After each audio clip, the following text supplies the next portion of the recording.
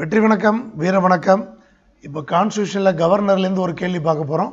State கவர்மெண்ட்டெல்லாம் மெயின்ஸுக்கும் group 2A மெயின்ஸுக்கும் முக்கியமாக இருக்குது, பார்த்துக்குங்க.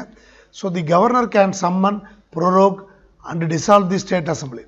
ஒரு கவர்னர் நினச்சா ஒரு அசம்பிளியை கூட்டலாம், முடிச்சு வைக்கலாம், சட்டசபையை கலைக்கலாம். இது சரியா அப்படின்னு கேட்குறாங்க. The governor can adjourn the sittings of the state assembly. Assembly அதாவது அட்ஜர்ன், ஒத்தி வைக்கிறதுன்னு சொல்கிறது, அது கவர்னர் பண்ணலாமா? அடுத்தது first session of the legislative assembly after எலெக்ஷனில் அவர் தான் பேசுவார். ஒவ்வொரு எலெக்ஷன் முடிஞ்ச பிறகு முதல் செஷனில் கவர்னர் பேசுவார். அது சரியாக தப்பா? கவர்னர் பட்ஜெட்டை அவர் தான் அசம்பிளியில் ப்ரெசென்ட் பண்ணுறார். அது சரியாக தப்பா? ஸோ இதில் எதெல்லாம் சரின்னு தமிழ்லையும் பார்ப்போம்.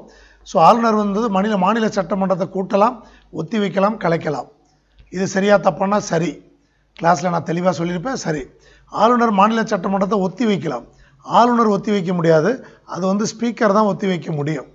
அதனால் இந்த ஸ்டேட்மெண்ட்டு தவறு. ஆளுநரால் ஒத்தி வைக்க முடியாது, அட்ஜர்ன்மெண்ட்டு ஆளுநர் பண்ண முடியாது, ஸ்பீக்கர் தான் அட்ஜர்ன்மெண்ட் பண்ண முடியும்.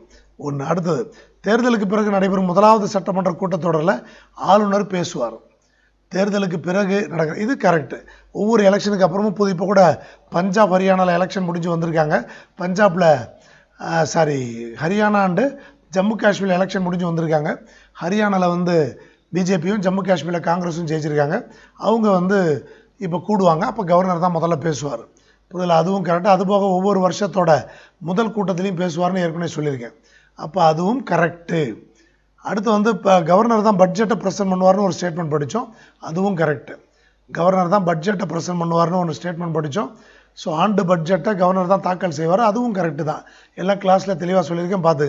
அப்போ ரெண்டாவது ஸ்டேட்மெண்ட் மட்டும் தப்பு, மீதியெல்லாம் சரி. 1, 3, 4 சரி. தேங்க்யூ.